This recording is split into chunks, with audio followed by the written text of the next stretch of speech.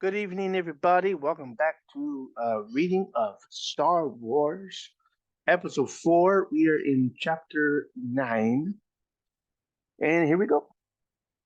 As they traveled farther and deeper into the bowels of the gigantic station, excuse me, they found it increasingly difficult to maintain an air of casual indifference. Fortunately, those who might have sensed some nervousness on the part of the two armored troopers would regard it as only natural, considering their huge, dangerous Wookiee captive.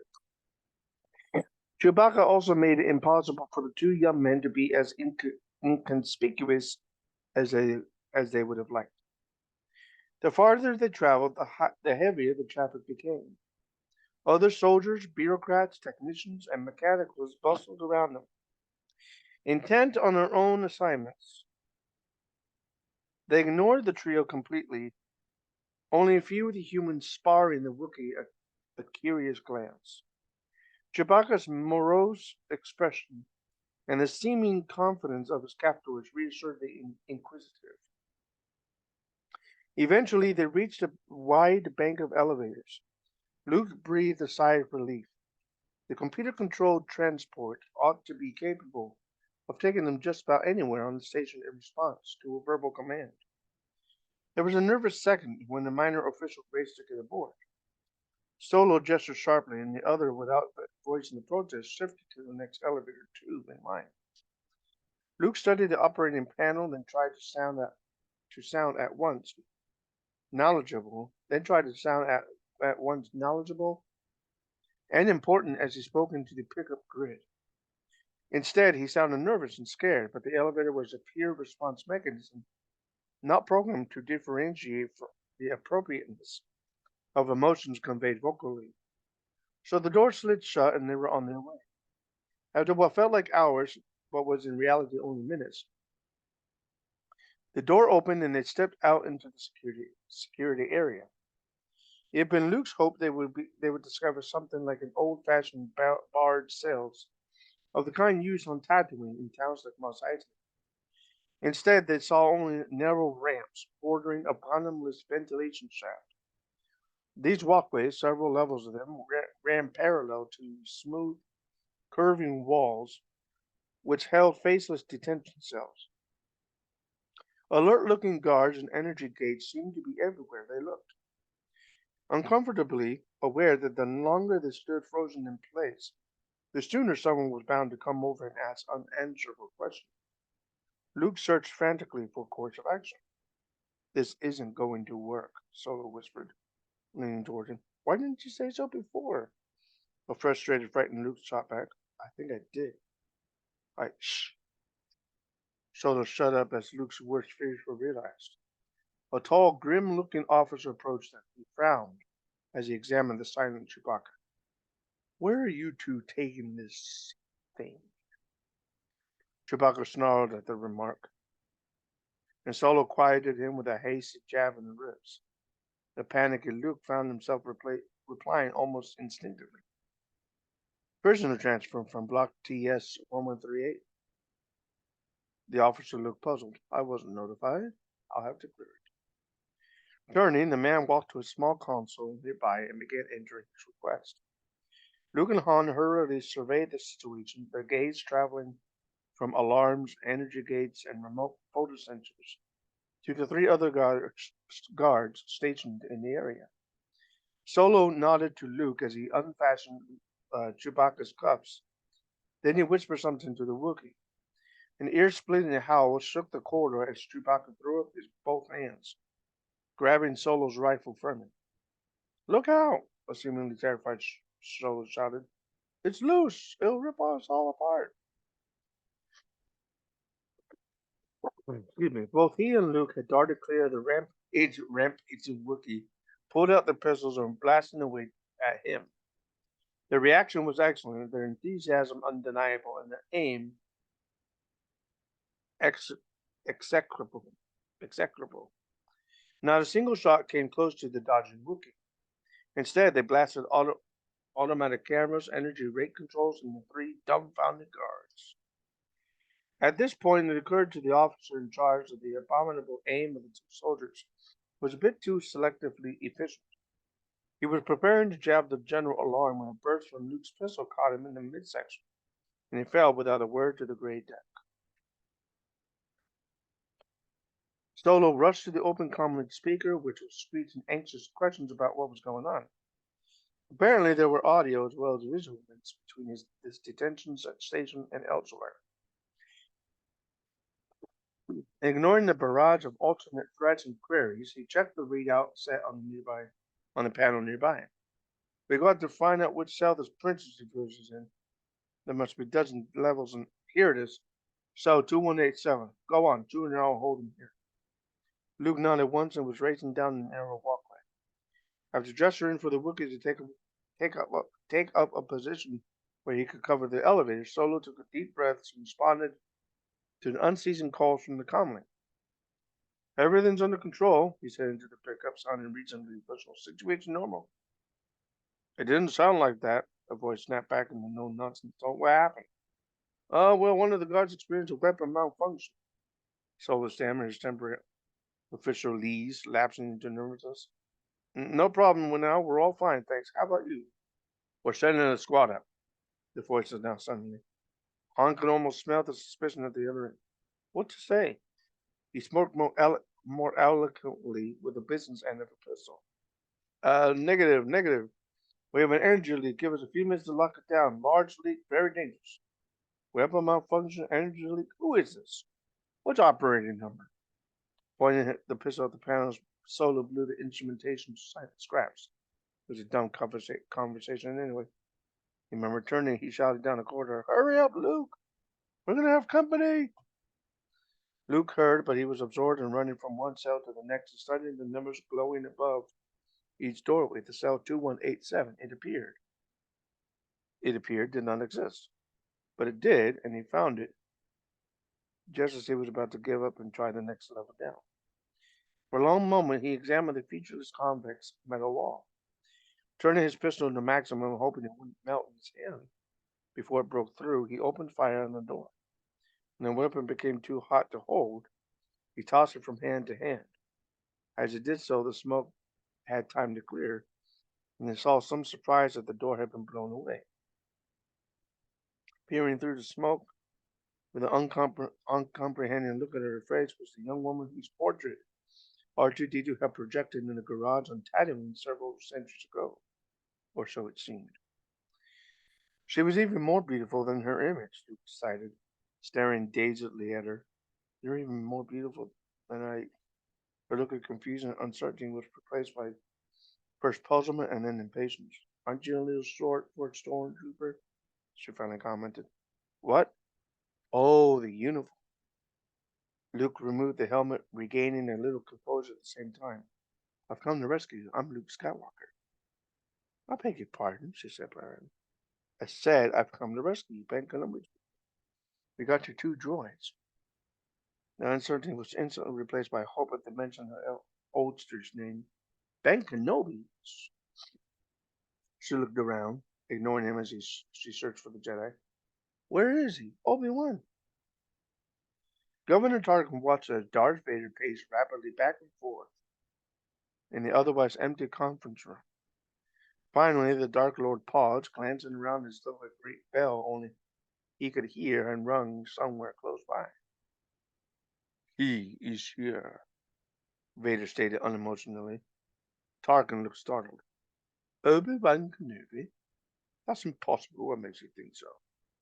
A stirring in the Force, of a kind I felt only in the presence of my old master. It is unmistakable. Sir, he must be dead by now. Vader hesitated, his assurance suddenly gone. Perhaps. It is gone now. It was only a brief sensation. The Jedi are extinct, declared Tarkin positively. The fire has quenched decades ago. You, my friend, are all that's left of their ways. Excuse me. A comic buzzed softly for attention. Yes, Tarkin acknowledged. We have emergency alert in detention block AA-23. The princess, Tarkin yelped. jumping to his feet. Vader whirled, trying to stare from through the walls. I knew it. Obi-Wan is here. I knew I could not mistake a stirring in the Force for such power. Put all sections on the left, Tarkin ordered through the comic. Then to the stare of Vader. If you're right, he must not be allowed to escape. Escape may not be Obi-Wan Kenobi's intention. Vader replied, struggling to control his emotions. Excuse me. He is the last of the Jedi, and the greatest. The danger he represents to us must not be underestimated. That only I can deal with him. His head snapped around so to stare fixedly at Tarkin. Yet only I can deal with him alone. Luke and Leia had started back up the corridor when a series of blinding explosions ripped the walkway ahead of them. Several troopers had tried to come in through the elevator, only to be crisped. Crisp. Uh, uh, only to be crisped one after another by Chewbacca. Disdaining the elevators, they had blasted a gaping hole through the wall. The opening was too large for Solo and the Wookiee to cover completely. In twos and threes, the Imperials were working their way into the detention block. Retreating down the walkway, Han and Chewbacca encountered Luke and the Princess. You can't go back that way, Solo told them, his face flushed with excitement and worry. No, it looks like you managed to cut off our only escape route. They agreed readily. This is a detention area. They don't build them with multiple exits. Breathing heavily, Solo turned to look her up and down. Begging your forgiveness, Your Highness, he said sarcastically, but maybe you prefer it back in your cell. He looked away, her face impassive. There's got to be another way out. Luke muttered, pulling its small transparent unit from his belt and carefully adjusting his ringlets. C-3PO, C-3PO.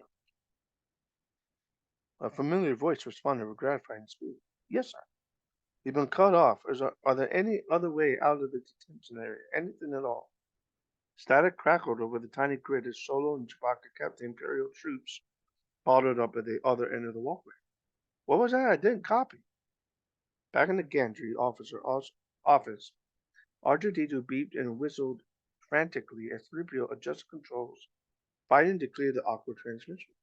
I said all systems have been alerted to your presence, sir. The main entry seems to be the only way in or out of the cell block. All other information on your section is restricted. Someone began banging at the locked door to the office, evenly at first and then with no response before coming from within more insistent. Oh no, 3PO groaned. The smoke in the cell corridor was now so intense it was difficult for Solo and Chewbacca to pick their targets. That was fortunate, inasmuch as they were now badly outnumbered, and the smoke confused the Imperials' fire with equal thoroughness. Every so often, one of the soldiers would attempt to move closer, only to stand exposed as he penetrated the smoke. Under the accurate fire of the two smugglers, he would rapidly join the accumulating mass of motionless figures on the ramp-way flooring. Energy bolts continued to ricochet wildly through the block as Luke moved close to Solo. There isn't any other way out, he yelled over the deafening roar of the concentrated fire. Well, they're closing in on us. What do we do now? This is some rescue, an irritated voice complained from behind them. Both men turned to see a thoroughly disgusted princess, eyeing him with regal disapproval. When you came in here, didn't you have a plan for getting out? Solo nodded toward Luke. He's the brains. Luke batted an embarrassed grin and shrugged helplessly. He turned to help return fire, but before he could do so, the princess had snatched the pistol from his hand. Hey! Luke stared as he moved along the wall, finally locating a small grate nearby. She pointed the pistol at it and fired. Solo gazed at her in disbelief. What the hell do you think you're doing? It looks like it's up to me to save our skins. Get into the garbage chute, flyboy. While the others looked out on in amazement, she jumped her feet first into the opening and disappeared. Chewbacca rumbled threateningly, but Solo slowly shook his head. No, Chewie, I don't want you to rip her apart. I'm not sure about her yet, but either I'm beginning to like her or I'm going to kill her myself. The Wookiee snorted something else and Solo yelled back at him. Going in, you hurry-os. I don't care what you smell. There's no time to get dainty on me. Shoving the reluctant Wookiee toward the tiny opening, Solo helped jam the massive bulk through. As soon as he disappeared, the Corellian followed him in. Luke fired off the last few series of blasts, more in the hope of creating a cover in smoke than hitting anything, slid into the chute and was gone. Not wanting to incur further losses in such a confined space, the pursuing soldiers had momentarily halted to await the arrival of reinforcements and heavier weapons. Besides, they had their quarry trapped, and despite their dedication, none of them were anxious to die needlessly. The chamber Luke tumbled into was dimly lit. Not that the light was needed to discern its contents. He smelled the decay long before he was dumped into it. Unadorned except for the concealed illuminance, the garbage room was at least a quarter full of slimy muck, much of which had already achieved a state of decomposition sufficient to wrinkle Luke's nose. Solo was stumbling around the edge of the room, slipping and sinking up to his knees in the uncertain footing in an attempt to locate an exit. All he found was a small, thick hatchway, which he grunted and heaved to pry open. The hatch cover refused to budge. The garbage chute was a wonderful idea, he told the princess sardonically, wiping the sweat from his forehead. What an incredible smell you discovered. Unfortunately, we can't ride out of here on a drifting odor, and there doesn't seem to be any other exit, unless we can get this hatch open. Stepping back, he pulled his pistol and fired at the cover. The bolt promptly went howling around the room as everyone saw it covered the garbage. A last glance and the bolt detonated almost on top of it. Looking less dignified by the moment, Leia was the first to emerge from the pungent cover. Put that thing away, or you're going to get us all killed, she told Solo grimly. Yes, your worship, Solo muttered in snide supplication. He made no move to reholster his weapon as he glanced back upward toward the open chute. It won't take long for them to figure out. It won't take them long to figure out what happened to us. We had things well under control until you let us down here. Sure you did, she shot back, brushing refuse from her hair and shoulders. Oh well, could be worse. As if in reply, a piercing, horrible moaning filled the room. It seemed to come from somewhere beneath them. Chewbacca let out a terrified yowl of his own and tried to flatten himself against the wall. Luke drew his own pistol and peered hard at buried clumps of debris, but saw nothing. What was that? Solo asked. I'm not so sure. I'm not too sure. Luke suddenly jumped, looking down and behind him. Something just moved past me, I think. Watch out. With shocking suddenness, Luke disappeared straight down into the garbage. It's got Luke, the princess shouted. It took him under. Solo looked around frantically for something to shoot at. As abruptly as he had vanished, Luke reappeared, and so departed something else. A thick, whitish tentacle was wrapped tight around his throat. Luke's throat. Shoot it, kill it! Luke screamed. Shoot it, I can't even shoot it, I can't even see it, Solo protested. Once again Luke was sucked under by whatever that gruesome appendage was attached to. Solo stared helplessly around the multicolored surface. There was a distant rumble of heavy machinery, and two opposing walls of the chamber moved inward several centimeters. The rumble ceased, and then it was quiet again. Luke reappeared unexpectedly close to Solo, struggling his way clear of the suffocating mess and rubbing at the welt on his neck. What happened to it? Leia wondered. Excuse me, eyeing the eyeing the quiescent garbage warily. Luke Luke genuinely puzzled. I don't know. They had me and then I was free. It just let me go and disappear. Maybe I didn't smell bad enough for it. I got a very bad feeling about this, Solo murmured. Excuse me. Again, the distant rumble filled the room. Again, the walls began the inward march. Only this time, neither sound nor movement showed any sign of stopping. Don't just stand there gaping at each other. Test one. Okay. Gaping at each other, the princess urged them, trying to brace him with something. Even with the thick poles and old metal beams Chewbacca could handle, they were unable to find anything capable of slowing the wall's advance. It seemed as if the stronger the object was that they placed, it seemed as if the stronger the object was that they placed against the walls, the easier it would snap. Luke pulled out his gun, simultaneously trying to talk and will the walls to retreat.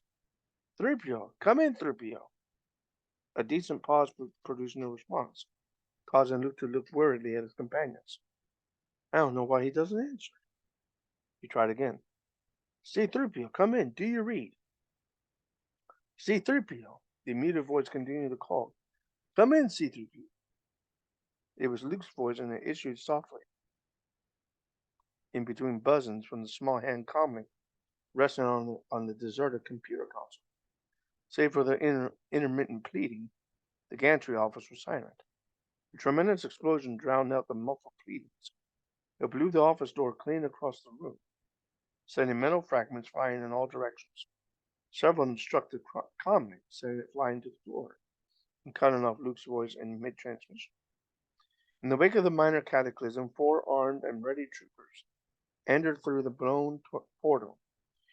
Initial study indicated the office was deserted until a dim, frightened voice was heard coming from one of the tall supply cabinets near the back of the room. Help! Help! Let us out! Several of the troopers bent to inspect the immobile bodies of the gantry officer and his aide, while others opened the noisy cabinet. 2 robots, one tall and humanoid, the other purely mechanical and three-legged, stepped out into the office. The taller one gave the impression of being half unbalanced with fear. The madmen, I tell you, madmen! He gestured urgently toward the doorway. Oh, I think they said something about heading for the prisoner.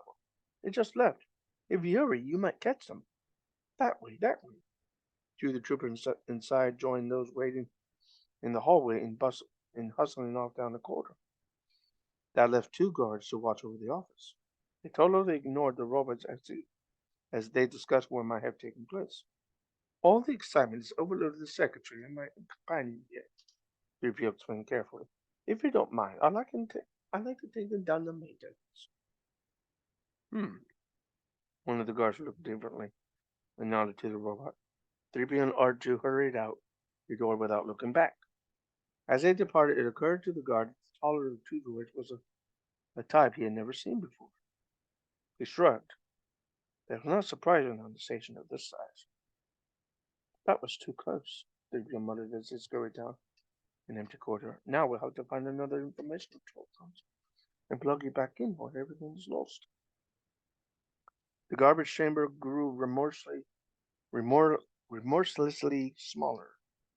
The smoothing, fitting metal walls moved toward one another with stolid precision. Larger pieces of refuse performed a concerto of snapping and popping that was rising toward a final shuddering crescendo.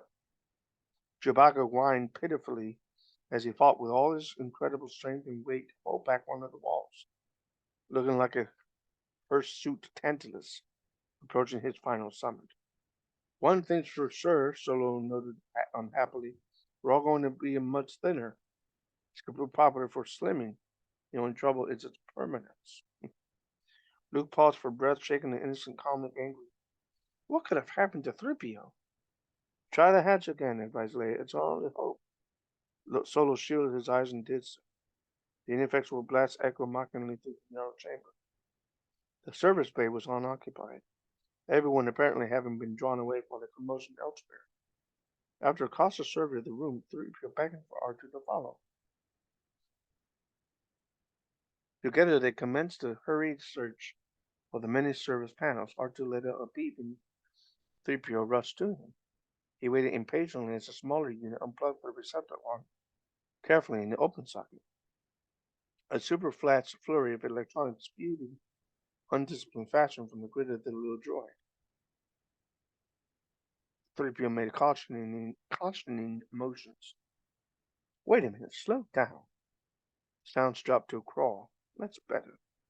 They where? They what? Oh no.